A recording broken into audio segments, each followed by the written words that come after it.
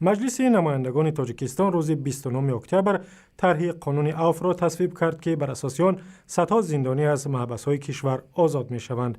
بر اساس قانون عفو که به مناسبت 20مین سالگرد قبول کنستیتوسیا و یا قانون اساسی تاجیکستان تصویب شد، در مجموع 10,000 نفر مورد عفو قرار می‌گیرند. وکیلان مردمی ضمن بررسی طرح گفتند قانون عفو باید شفاف و با رعایت انصاف و عدالت اجرا شود. پیشنهاد کردیم که گروه‌های تبلیغی تأسیس داده شوند و در رادیو، تلویزیون و دیگر رسانه‌ها واضح و روشن گفته شود که کدام شهروند مورد عفو قرار می‌گیرد. وکیلان مردمی تاجیکستان همچنین گفتند مقامات هنگام اجرای قانون عفو بر رشوه‌خواری و واسطه‌بازی راه ندهند و آنهایی که سزاوار عفو نیستند با دادن رشوه نباید آزاد شوند. موضوع صحبت امروزه درباره قبول قانون عفو است و با همکارم در دوشنبه زرنگیزی نوروز شاه.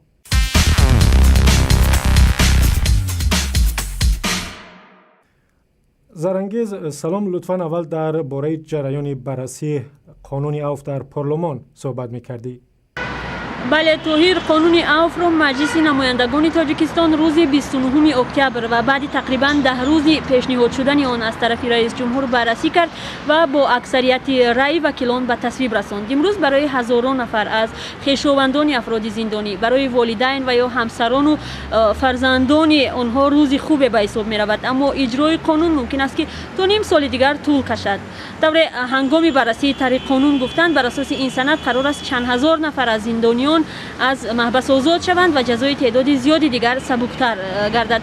پرونده های جنایی افراد هم قطع می شود که جنایت های وزنین صادر نکردند. در مجموع به گفته مؤلفان قانون عفو که به مناسبت 20مین سالگرد قبول قانون اساسی کشور تصویب شد بیشتر از 10,000 زندانی و افراد مورد تعقیب را قرار می گیرد. هنگام بررسی قانون آیا پیشنهادی برای اصلاح طرح شد؟ وکیلان به کدام جنبه‌های این سند بیشتر توجه کردند؟ البته پیشنهادها زیاد بودند. توهیر، وکیلان میگفتند که قبول قانون عفو به منفعت کشور است و به خاطر انسان دوستی و رحم و شفقت نسبت به زندانیان که عضو جامعه هستند قبول می شود. اما عین زمان گفته شد که ضمن اجرای حکم مقامات به فساد و رشوه‌خواری باید راه ندهند، زیرا در گذشته بعد قبول قانون عفو بعضی از افراد به مقامات رشوه داده و آنهایی را که نباید از زندان بیرون می‌شدند آزاد کردند. تشکر، همکارم زرنگیزی نوروز شاه از دوشنبه صحبت می‌کرد.